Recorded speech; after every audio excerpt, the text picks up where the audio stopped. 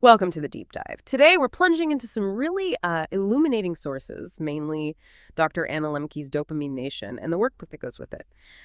Our mission, really, is to unpack a puzzle.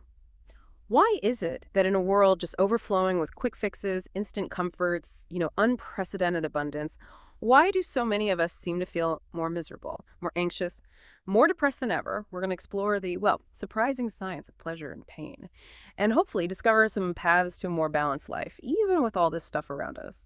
Okay, let's unpack this core idea first. The brain processes pleasure and pain in the exact same place, like opposite sides of a balance almost. Think about wanting that second piece of chocolate right after the first one, or wishing a great movie would just keep going. That feeling of wanting more, even when you're supposed to be enjoying something. That's the balance already tipping towards pain. Yeah, and what's fascinating is how the brain adapts. It really does. Yeah. When we keep hitting it with strong pleasures, the brain actually starts to reduce its dopamine receptors. It's a process called neuroadaptation. And this tips the balance over to the side of pain. We enter what Dr. Lemke calls a dopamine deficit state. A deficit state. Right. So you need more just to feel normal. Exactly. You need more and more of whatever your drug is, whether that's a substance or, a behavior like scrolling or gaming, just to feel baseline, not even to feel actual pleasure anymore. Think of it like little gremlins setting up camp on the pain side of that balance. They just dig in. Gremlins, I like that visual. Okay, so if these gremlins are making us miserable, can we evict them? Well, yes, the sources say you can, and it's maybe simpler, though not easier than you'd think. If you manage to step away from that intense pleasure source for long enough, your brain actually does readapt. It starts to reestablish its baseline level. Yeah. And you get back that capacity to enjoy simple, everyday rewards again. A walk, a sunrise, a meal with friends. Those things start to feel good again. That's hopeful. It is. But there's a catch. The science also shows some changes from addiction, like the physical pathways in the brain getting stronger, more numerous. Those can last a lifetime. These are the distant echoes they talk about. It means relapse is always a risk, potentially years down the line. Right. Okay, that leads to a really big question then. Why, in an era with more wealth, more technology, more basic needs met than ever, why are we seeing these rising rates of addiction, depression, anxiety, even suicide? Dr. Lemke calls this the plenty paradox, right? That's the term, yeah, the plenty paradox. It's completely counterintuitive. Richer countries actually report higher rates of these mental health struggles. And globally, people are dying younger from things we could change, like diet and inactivity. For instance, Americans report feeling pain often, or very often, way more than people in, say, China, Japan, Switzerland, or South Africa. That's really striking. So why? Is it just about having more access to the tempting stuff in wealthier places? Or is there something else going on? It's definitely multi-layered. Access is huge, of course. A key driver is what the book calls the dopamine economy, or limbic capitalism. Basically, our economy is really good at tapping into our brain's reward centers to get us to consume more. Limbic capitalism. Yeah. Think about the change over time. The cigarette rolling machine went from making, 4 cigarettes a minute to 20,000. And it's not just quantity, it's potency. Fentanyl is 50 to 100 times stronger than morphine. E-cigarettes deliver nicotine faster with kid-friendly flavors. Cannabis today, 5 to 10 times stronger than in the 60s, and it's in everything. Gummies, drinks, pot tarts. Pot tarts. Seriously. Seriously. And food, too, engineered with tons of sugar, salt, fat, artificial flavors. Plus, we see polypharmacy becoming common. That's taking multiple drugs at once. Yeah. There's a case study, Max, who went through 14 different psychiatric drugs in just over a decade. 14. Wow. Yeah. It leads to this really profound observation in the book. Maybe we're unhappier because we're trying so hard to avoid ever feeling miserable. Working hard to avoid misery makes us miserable. That's the paradox right there. Yeah. Exactly. And the internet just pours fuel on this fire, not just by giving us instant access to everything, but through social contagion. Behaviors spread like viruses, like memes. The book says we're like flocks of birds, just instantly copying each other. And for people with lots of free time, especially young men maybe, there's a noticeable shift towards video games and just general recreational computer use to fill the hours. This can create a feeling of being like bored or frustrated problem solvers who end up inventing problems just so they can solve them, often using their drug as both the reward and the comfort. That's a fascinating, kind of disturbing picture of the broader forces. But let's bring it down to the individual level. The sources have some really powerful personal stories. Let's start with Jacob. 60s seemed unremarkable, but he had this lifelong secret struggle with sex addiction. Started young with a drawing of Aphrodite, But here's where it gets really wild. He actually built a masturbation machine. He did, using a record player and coils, apparently. Ah. It allowed him to stay in a pre-orgasm state for hours.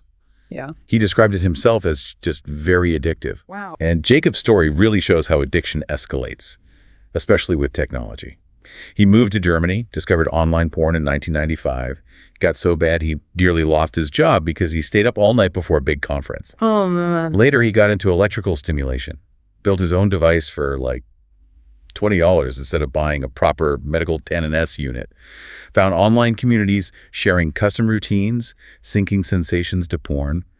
The pleasure wasn't just the feeling, it was the building, the anticipating, the sharing. He even filmed himself. Felt great, but also guilty. Tragically, his wife eventually left him over it. That's an extreme case, but it really illustrates the progression. But it's not just these extreme examples, is it? The author, Dr. Lemke herself, shares her own story about becoming a chain reader of those formulaic erotic romance novels on her Kindle. Yeah, she's very candid about it. Describes reading instead of talking to people, cooking, sleeping, paying attention to her family, even sneaking reads between seeing patients. And she had this aha moment. Yes, reading 50 Shades of Grey at 2 a.m., hitting the page about butt plugs. That was the wake-up call for her. She also talks about reading the Twilight Saga multiple times, how the pleasure diminished each time, leaving her feeling worse, dissatisfied, which pushed her to seek newer, more potent forms of the same drug. It's a classic example of tolerance, that shifting balance. Right, and then there's David, the college student with anxiety. He got prescribed Adderall. Yeah, David's story is quite common, unfortunately. Adderall helped him focus, helped him procrastinate too, apparently, but soon he needed more. Got refills easily from a physician's assistant, no real checks. He started calling them his eye vitamins, Adderall, Ambien for sleep, Ativan for anxiety. Vitamins, wow, the rationalization. Exactly. He blamed his tiredness on his mental illness, not the fact he wasn't sleeping properly because of the drugs.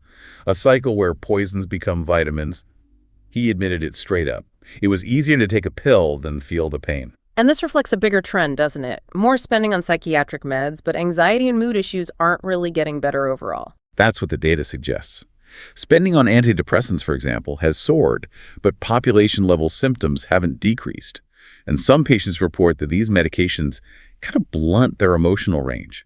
They struggle to feel deep grief or even profound joy or awe. Okay, so if our wiring and our world are pushing us this way, what can we actually do? This feels a bit overwhelming. It can feel that way, but the sources offer concrete strategies. One key concept is self-binding. Self-binding, like Odysseus with the sirens. Exactly like Odysseus. Yeah. It's about intentionally creating barriers between yourself and your drug of choice. It acknowledges that willpower, well, it's finite. You can't just white-knuckle it forever. You need systems. Okay, so what does that look like in practice? Physical barriers. Yeah, physical self-binding is one type. Like Oscar, the patient who got rid of all the alcohol in his house. Had his wife lock any remaining bottles in a file cabinet and take the key when she left. Did it work? It helped, but it also shows the challenge. When his wife was away, Oscar figured out how to get into an expensive bottle using long stem pliers and a straw. It shows how the barrier itself can become like a new challenge, a new puzzle to solve. Huh. Resourceful, you have to give him that. Absolutely. So now there are things like the K-Safe, those kitchen face with timers, designed to be harder to bypass. The book also mentions more drastic measures, like weight loss surgery for food addiction. It can be effective for weight loss, definitely, but a significant number, maybe 1 in 4, can develop new addictions, often to alcohol. Why alcohol? Partly changes in metabolism after surgery, but also the underlying compulsive behaviors haven't been addressed. It's just shifted. And the author herself, she got rid of her Kindle. Just having to physically go to a library or bookstore created enough friction to curb the compulsive reading. Simple but effective. Okay, so physical barriers. What else? There's chronological self-binding, setting time limits. Like Muhammad, the student trying to limit his cannabis use. First just weekends, then only after a certain time of day. Sounds logical. How did that go? It was tough. He found that once he started, logic kind of went out the window. That pleasure-pain balance took over. He experienced delay discounting, where the immediate reward of getting high just outweighed his long-term goals and the rules he'd set for himself. It's really hard to stick to those limits once the craving hits. Yeah, I can imagine. That immediate pull is strong. It really is. Then there's categorical self-binding, avoiding entire categories of things that trigger you. So Jacob, the man with the sex addiction, after his wife left, he maintained sobriety by limiting lust in any form. That meant avoiding certain TV shows, movies, even putting shorts on before shaving his face to avoid seeing his reflection unclothed. Wow, that's specific. Very. Or Mitch, the guy addicted to sports betting. He had to avoid not just betting, but watching sports, reading the sports pages, even going near casinos. Total avoidance of the category. This also covers things like diets, right? Limiting whole food groups, or even how society is trying to reframe drugs like psychedelics, moving them from taboo to pseudo-sacred therapeutic settings, trying to get the benefits without the potential for misuse. That raises a really interesting question the sources touch on. What's the line between a passion, a habit, and an addiction? Right. It's a crucial distinction. The book argues the key difference boils down to one thing: harm. Is the substance or behavior causing significant harm in your life, to your health, your relationships, your work? That's when it crosses the line into addiction. Harm. Okay. That makes sense. Now, this leads to probably the most counterintuitive idea in the whole discussion. The idea that pressing on the pain side of that balance can actually lead to pleasure. Hormesis, is that the term? Hormesis, exactly. It's a principle that moderate challenges, small doses of stress or discomfort, can actually improve our functioning, make us more resilient. Like exercise, it's stressful in the moment, but good for you long term. Okay, give us an example from the book related to addiction recovery. A really striking one is Michael. He was recovering from stimulant addiction and discovered cold water immersion, ice baths, essentially. Ooh, sounds painful. He said the first 5-10 seconds were agony, like his body was screaming. But immediately after getting out, he felt intensely high, his words. Exactly like a drug. It's a drug high. That's what he reported. And studies back this up. Cold water immersion can cause a huge spike in dopamine, like 250%, and norepinephrine over 500%. And it lasts for hours. It can even promote neuronal growth. Wow, so did he just trade one addiction for another? He actually wondered that himself. He admitted his intense pursuit of colder and colder water felt like an addiction sometimes. But he also noted a key difference. It never got out of hand. It didn't isolate him. In fact, it became a social thing he did with friends and family, which was the total opposite of his drug use. He was resensitizing himself to natural highs, perhaps. That's fascinating. So the takeaway for us, for you listening, is maybe to consciously choose discomfort sometimes. That seems to be the implication. Think about David again, the shy computer guy with anxiety. He used exposure therapy. His therapist gave him homework, make small talk with coworkers, intentionally spill coffee at Starbucks just to learn to tolerate the embarrassment. Spill coffee on purpose. That sounds awful. Right. But he did it. He developed what the book calls mental calluses. It built his confidence. It's like Alex Honnold, the free climber. People thought he must just be fearless, born that way. But he says it's training his brain not to react to the fear signals. So using pain to treat pain, using anxiety to treat anxiety, it's so different from how we usually approach things, trying to eliminate all discomfort. It really is a radical departure. And it connects to another key theme: honesty. In this world of plenty, lying often to avoid the short-term pain of the truth can actually lead to more isolation and, paradoxically, deeper consumption. There's Maria's story, her lying habit. It started with big lies to hide her drinking, but then it just cascaded. She started lying about tiny, trivial things. It just became automatic. Yeah. But when she finally told her brother the simple truth about a missing package, she just felt free. Radical honesty, the book argues, forces self-awareness. It builds real intimacy. It helps us write a truthful autobiography that holds us accountable. But isn't telling the truth, especially about struggles like addiction, incredibly scary? We worry people will judge us, pull away. We do worry about that. But the sources suggest the opposite often happens. When we allow ourselves to be vulnerable, people often feel closer to us. They see their own humanity reflected. AA is presented as a model for this, using what's called pro-social shame. Pro-social shame. How does that work? Isn't shame bad? Well, destructive shame isolates you. But in AA, there's no shame in being an alcoholic. That's the entry ticket. The shame, or maybe accountability, comes from the group if you're half-hearted about recovery, about sobriety. Knowing you might face that disapproval from the group you value can actually deter relapse. It's anticipated shame working constructively. Ah, okay. The shame of letting the group down, not shame for having the problem itself. Precisely. Todd, the surgeon in recovery, said AA was the first safe place to express vulnerability. He described crying uncontrollably in a meeting and finding community, not judgment. He learned rigorous honesty, doing a daily moral inventory.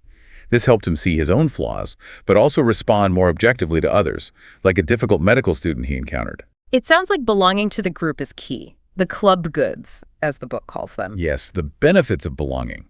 And those benefits are strengthened when members stick to the rules and participate actively. Joan's story illustrates this. She was in Italy, accidentally had a tiny bit of alcohol in a dessert or something. Her sponsor told her she had to reset her sobriety date, start over from day 0. Wow, that sounds incredibly strict for an accident. It does sound strict. Yeah. But Joan found that this stringent interpretation of relapse, as the book puts it, actually strengthened her bond with AA. The group became like her extended conscience. Contrast that with Lori. She tried to be honest about her addiction with her church elders. They were confused, basically told her not to share her problems. She felt trapped in a destructive shame cycle, isolated, which just fueled her consumption. So the takeaway is that honesty needs to be met with acceptance and guidance to actually work. Exactly. That's what fosters genuine belonging and supports recovery. Isolation is the enemy here. Okay, so thinking about this honesty piece, what about for parents? How does this apply? It suggests modeling radical honesty ourselves, even about our own slip-ups. Dr. Lemke shares a story about lying to her kids about eating their chocolate. It's a small thing, right? Okay.